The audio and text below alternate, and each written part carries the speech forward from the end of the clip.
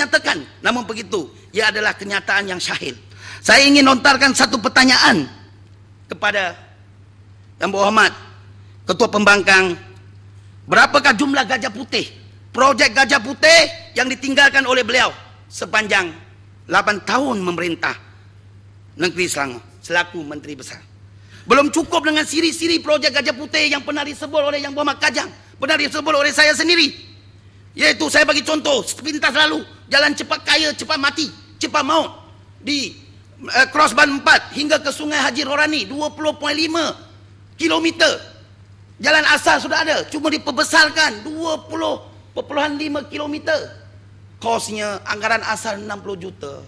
Tapi apabila dipopulari oleh Sungai Panjang jadi 118 juta. 118 juta. Sampai hari ini kalau kita duduk 3 minit hingga 5 minit, kadang-kadang tidak dilanggar oleh kereta sebab kereta tidak banyak menggunakan kawasan tersebut. Boleh minta penjelasan? Oh enggak. Oh, tadi saya bagi dah janji, kita pegang pada janji. Saya nak tanya apa makna gajah putih tu? Ya?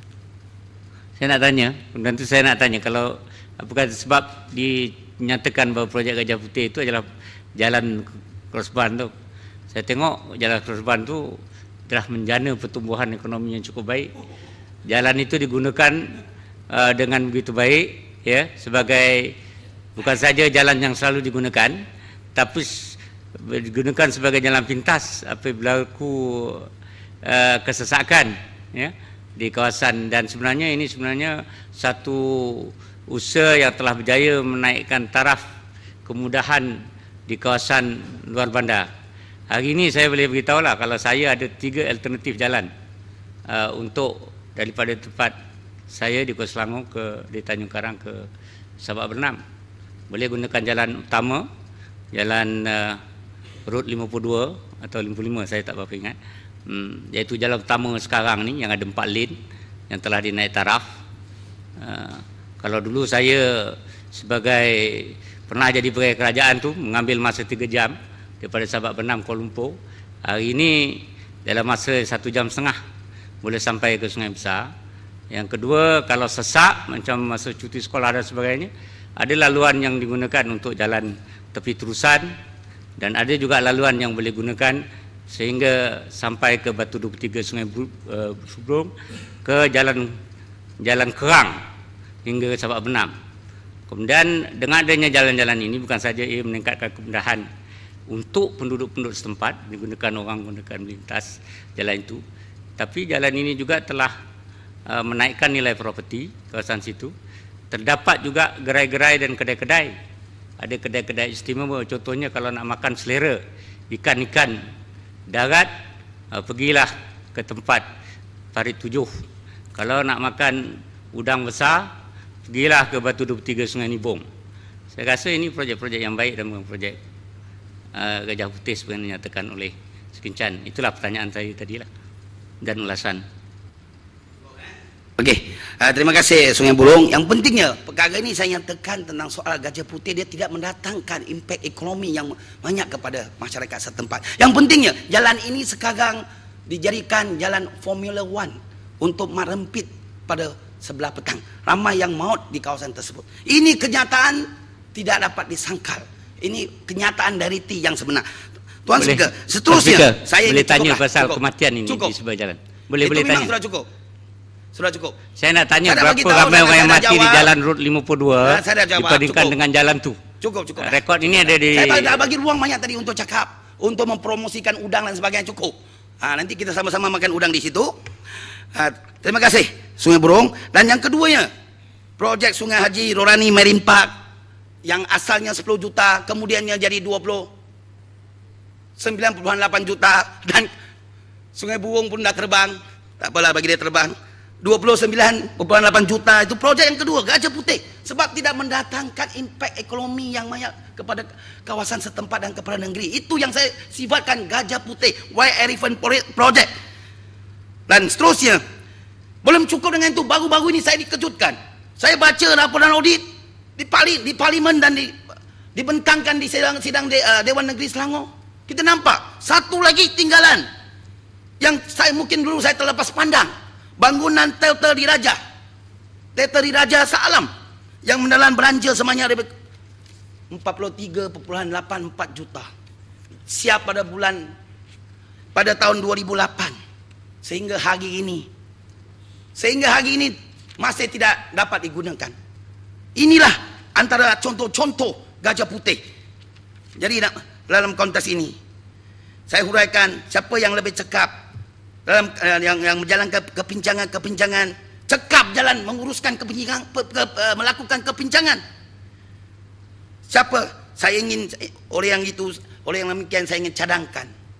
Sekarang yang Muhammad Sungai Panjang sibuk, dia pergi ke Sekincan buat program Juara Rakyat. Saya nak bagi satu cadangan supaya program Juara Rakyat ini dijadikan program Juara Gajah Putih. Lebih sesuai. Ini perkataan yang saya bagi. Tapi lebih baiklah yang Muhammad Sungai Panjang dia juara projek Gajah Putih. Lebih baik daripada Menteri Pertanian dia juara something. Tuan Speaker, tempias dan implikasi urus takbir yang lemah dari kerajaan lalu sampai saat ini masih dirasai dan memberi kesan yang mendalam kepada rakyat negeri Selangor. Antara kesan yang paling dirasai sehingga hari ini ialah perjanjian penswastaan bekalan air negeri Selangor. Ya, dengan konsesi Syabas Sdn Bhd, Puncak Niaga, Splash, Konsortium Abbas. Kalau ikut perjanjian awal, kita rakyat negeri Selangor akan dibebani dengan kenaikan harga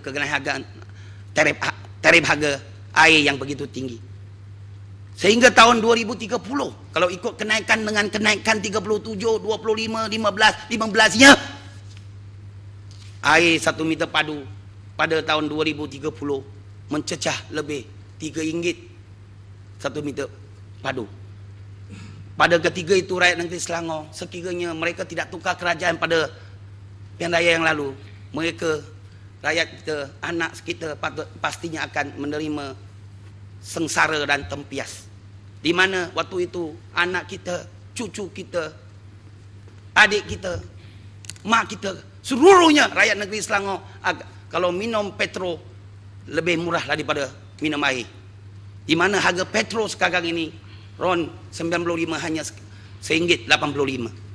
Inilah permasalahan yang berlaku. Dan belum cukup dengan itu. Belum cukup dengan tempias daripada tigalan yang Muhammad Sungai Panjang. Baru-baru ini syarikat Syabas telah mengemukakan tuntutan. Tuntutan apa? 308 juta kepada kerajaan negeri, meminta kerajaan negeri membayar kerugian mereka. Angkara apa? Kerana di bawah pentadbiran kerajaan baru, Datuk Menteri Besar yang baru, kita tidak mengizinkan kenaikan tersebut. Malah kita meminta penyusunan semula perjanjian bekalan air negeri Selangor. Kita pertahankan hak rakyat. Ini janji Pakatan Rakyat. Bukan seperti apa yang dilakukan oleh Sungai Panjang bersama kuncu-kuncunya. Bukan mempertahankan rakyat, sebaliknya memperkayakan suku sakat mereka. Ini bezanya Pakatan Rakyat dengan Barisan Cina. Rakyat sudah faham terhadap permasalahan ini. Dan tuntutan tersebut 308 juta. Kita tak layan dengan tuntutan tersebut. Kita seria. Yang Ahmad Muhammad sudah beritahu ke muka pengadilan, ke mahkamah untuk jumpa di situ, untuk pertahankan hak rakyat. Ini dia 308 juta ini kita tidak akan bayar. Dan seterusnya. Bukan saja itu, kita bagi air percuma. Tak naik harga, kita bagi air percuma. Dulu bagi air percuma minta individu, sekarang bagi air percuma 8 juta lagi kepada meter pukal pun kita bagi kupon. Ini dia keikhlasan, kepedulian kerajaan Pakatan Rakyat kepada rakyat. Ini yang penting. Sesungguhnya saya nak bagi tahu di sini, belum cukup dengan dundingan yang kita lakukan menemui berbagai halangan, rintangan. Walaupun Yang Amat Muhammad janji, kalau boleh tahun ini, akhir tahun ini kita nak selesaikan masalah penstrukturan semula air ini. Tetapi oleh kerana ada satu tangan gaib, tangan hitam di belakang. Tidak lain tidak bukan, tangan hitam itu adalah kerajaan persekutuan. Dan saya dimaklumkan hutang-hutang oleh syarikat Puncak Niaga Sdn Bhd sendiri. Puncak Niaga Sdn Bhd, hutang dia, bond dia yang dia tanggung, dia tanggung berapa? 1,3 bilion. Syarikat Syabas Sdn Bhd 2,9 bilion. Splash 1,6 bilion. Konsorsium Abbas 640 juta. Kesemuanya 6,4 bilion. Ini tanggungan bond oleh syarikat-syarikat konsesi tersebut. Dan sehingga hari ini mereka ada masalah. Syarikat Sabas masalah membuat penyelenggaraan maintenance besar mereka tidak dapat lakukan. Kerana apa? Ketandusan keuangan. Mereka menghadapi masalah keuangan. Syarikat-syarikat ini ada yang hampir nak bankrupt. Tetapi tahun yang lalu, rekod tahun yang lalu, kerajaan persekutuan telah bermula hati. Dengan syarikat kroni mereka bermudah hati. Bagi pinjaman soft loan, pinjaman yang tanpa faedah, tak ada faedah. Untuk tempoh masa 20 tahun. 20 tahun. Puan Timbalan Speaker, 20 tahun bagi. 320 juta dia bagi. Bayaran balik bagaimana? Syarat-syarat dia.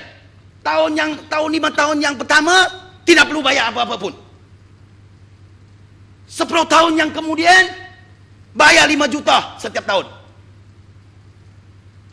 Dan bakinya 5 tahun yang kebelakang baru dirangsaikan 270 juta. Nah, itu cara soft loan. Kalaulah kerajaan macam itu bermudah hati kepada syarikat konsesi, bagaikan ini syarikat konsesi bukan, orang kata bukan anak angkat lagi, bukan anak angkat, bukan anak kandung. Anak apa ini? Anak emas. Sayang dia, manja dia, Masya Allah. Boleh pinjam tanpa interest. Kerajaan sendiri kena tanggung interest. Kalau saya sebagai ahli Dewan Negeri, saya pinjam dengan kerajaan untuk beri rumah, kita bayar kaki tangan kerajaan yang ada pada hari ini. Pinjam perumahan 4% interest kita kena bayar. Dan kerajaan tanggung sendiri interest itu. Kerana manja sayang terhadap anak emas syarikat konsesi tersebut. Inilah antara contoh-contoh syarikat kroni dijaga. Dan seterusnya.